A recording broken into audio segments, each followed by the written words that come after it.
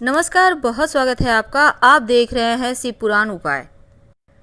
अगर आप हमसे अभी अभी जुड़े हैं तो प्लीज़ चैनल को सब्सक्राइब कर लें और पसंद आए तो वीडियो को लाइक करें। कमेंट में हर हर महादेव जरूर लिखें। सावन के महीने में भगवान शिव का अभिषेक करना बहुत ही शुभ फलदायी है और शिव को उनकी प्रिय वस्तु अगर अर्पित कर दें तो समस्त मनोकामनाएं पूर्ण हो जाती है। तो श्रावण के महीने को मनोकामनाओं की पूर्ति करने वाला महीना भी कहा जाता है। अगर हम शास्त्र के माने तो भोलेनाथ को सावन का महीना अति प्रिय है और जो भी भक्त सावन के महीने में पूरे विधि विधान से इनकी पूजा करता है उन पर भोलेनाथ की विशेष कृपा बरसती है। धार्मिक मान्यताओं के अनुसार सावन के महीने में भगवान शिव का अभिषेक करना जीवन के कष्ट को कम करता है। चूँकि श्रावण के महीने में आप शिव जी को मनाने के लिए बेलपत्र, धतूरा, जल, दूध अर्पित करते होंगे, लेकिन अगर बिल्वपत्र ना मिले तो आप क्या करें? ज्योतिष ये कहता है कुछ ऐसी चीज़ें हैं जो शिव जी को बहुत प्रिय है।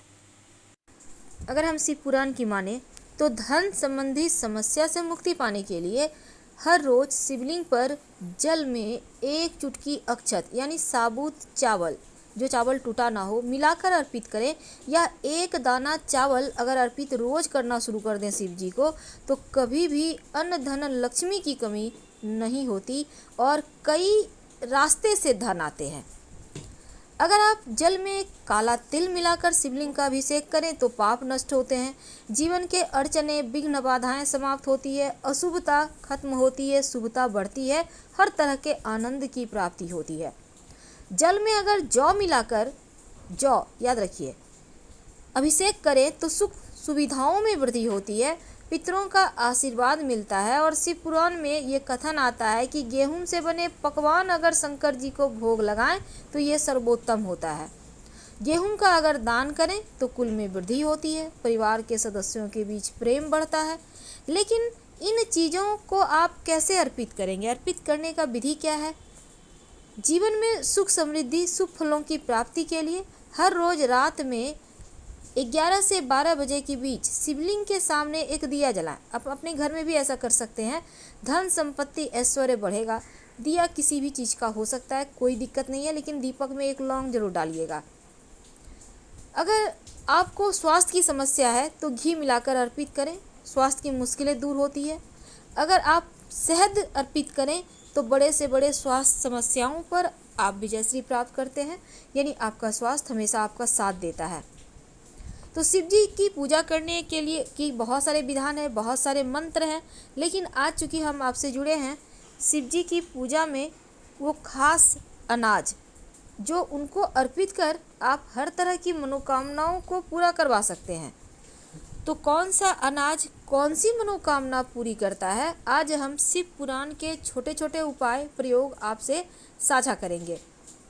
अगर कर्जों से परेशान है, अगर धन की मुश्किलें हैं, सफलता नहीं मिल पा रही, शत्रु बहुत परेशान कर रहे, तब आप शिवलिंग पर कच्चा दूध में 11 काली मिर्च के दाने कूट कर डाल दें। कूट कर यानी पाउडर नहीं लेना, साबुत काली मिर्च लें, उसको किसी भारी वस्तु से दबाएं, वो टूट जाएगा, उसको डाल दें दूध में और ले जाकर शिव जी को अभिषेक कर दें। बाद में फिर जल अर्पित कीजिएगा, पहले इससे ही अभिषेक करना है। पास के किसी मंदिर में करें, ये प्रयोग घर में मत कीजिएगा क्योंकि ये एक तरह का तांत्रिक प्रयोग है। तो चलिए आप जानते हैं विस्तार से। शिव पुराण में एक प्रसंग आता है कि अलग अलग अनाज का चढ़ावा जो सुख, सौभाग्य, धन और मनचाहा वरदान देने में सक्षम है, तो उसमें से अरहर का दाल एक है। यहाँ तक कि अरहर के पेड़ के पत्तियों को भी शिवलिंग पर अर्पित किया जाता है। तो अरहर के पत्तों या दाल से शिव जी की पूजा करने से तन मन धन से जुड़े हर सुख आते हैं, दुख दूर हो जाते हैं। बिल्वपत्र या बेलपत्र की जगह अरहर की दाल भगवान शिव पर चढ़ाएं और नमः शिवाय का जप करें तो महादेव शीघ्र प्रसन्न होंगे, आपकी समस्त मनोकामनाएं पूर्ण करेंगे। दूसरा है चना दाल। कहा जाता है कि बेलपत्र चढ़ाने से ऐश्वर्य, वैभव, मिलता है, सारे पापों का नाश होता है।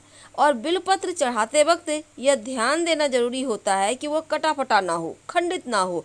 पूजा करने की बजाय आप चना दाल से अगर महादेव की पूजा करें तो चने दाल चढ़ाने से शिव जी होते हैं प्रसन्न।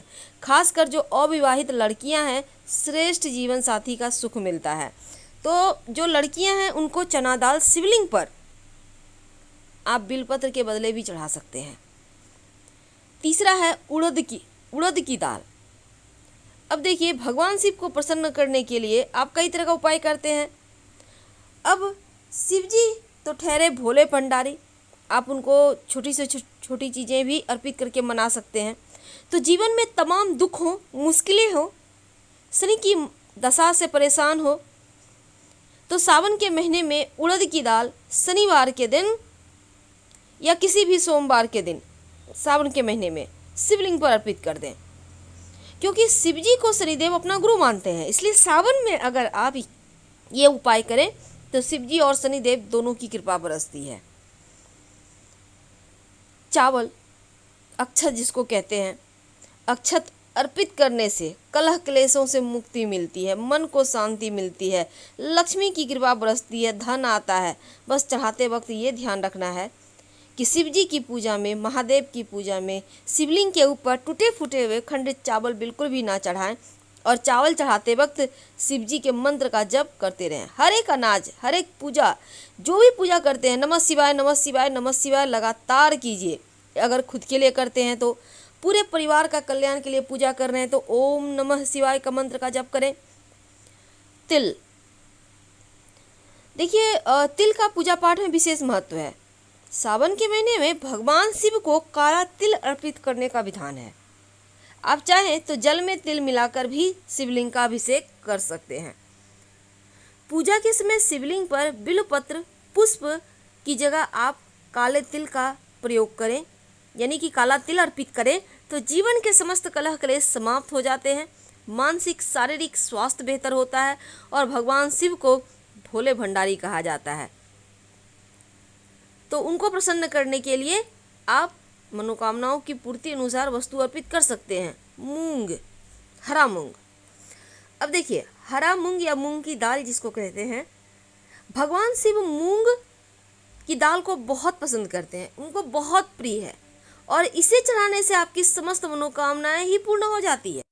बस ध्यान ये रखना है, हर एक वस्तु आप 108 की संख्या में चढ़ाएंगे। आपके लिए अगर संभव हो तो एक एक करके चढ़ाइए और मंत्र बोलते जाइए, नमः शिवाय। सुख ऐश्वर्य बढ़ेगा। बस ध्यान ये रखना है, हर एक वस्तु आप 108 की संख्या में चढ़ाएंगे। आपके लिए अगर संभव हो तो एक एक करके चढ़ाइए और मंत्र बोलते जाइए, समस्त बाधाएं समाप्त होगी। शिव पुराण कहता है कि शिव जी को मूंग चढ़ाने से किसी विशेष काम या मकसद से जुड़ी विशेष मनोरथ पूर्ण होते हैं। तो 108 दाना आपको अर्पित करना है। हम आपसे विदा लेंगे। धन्यवाद।